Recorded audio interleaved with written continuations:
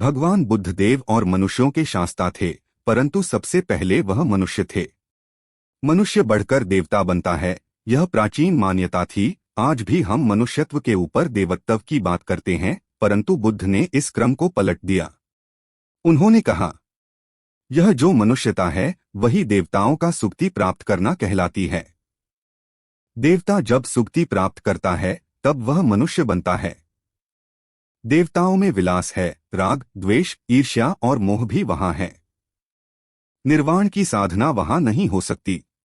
इसके लिए देवताओं को मनुष्य बनना पड़ता है। मनुष्यों में ही देव पुरुष का आविर्भाव होता है, जिनको देवता नमस्कार करते हैं। मानवता धर्म का उपदेश देने वाले बुद्ध स्वयं मानवता के जीते जागते रूप थे। यहाँ उनके जीवन से संबंधित कुछ प्रसंग दिए जाते हैं, जिनसे उनके व्यक्तित्व में बैठी हुई गहरी मानवता का दर्शन होता है। भगवान का परिनिर्वाण होने वाला है। रात का पिछला पहर है। भिक्षु उनकी शैया को घेरे बैठे हैं। बुद्ध उन्हें उपदेश दे रहे हैं। कह रहे हैं, भिक्षुओं, बुद्ध धर्म और संघ के विषय में कुछ शंका हो तो पूछ लो। पीछे मलाल मत करना कि भगवान हमारे सामने थे, पर हम उनसे कुछ पूछ न सके। कोई शिष्य नहीं बोलता। भगवान 3 बार कहते हैं, पर कोई भिक्षु कुछ पूछने को नहीं उठता। भगवान को शंका होती है कि कहीं वे उनके गौरव का विचार करके पूछने में संकोच तो नहीं कर रहे।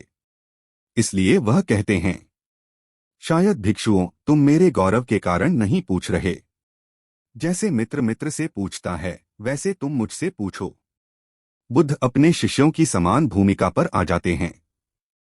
उनकी यह विनम्रता मनुष्य धर्म की आधारभूमि है।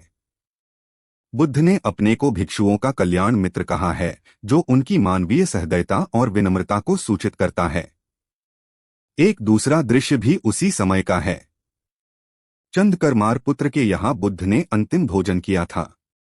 उसके बाद ही उन्हें खून गिरने की कड़ी बीमारी हो गई थी, जो उनके शरीरांत का कारण बनी। बुद्ध को उसके हृदय का बड़ा ध्यान था। भक्त उपासक को यह अफसोस हो सकता था कि उसका भोजन करके ही भगवान का शरीर छूट गया। इसलिए आखिरी सांस लेने से पहले उन्होंने आनंद को आदेश दिया।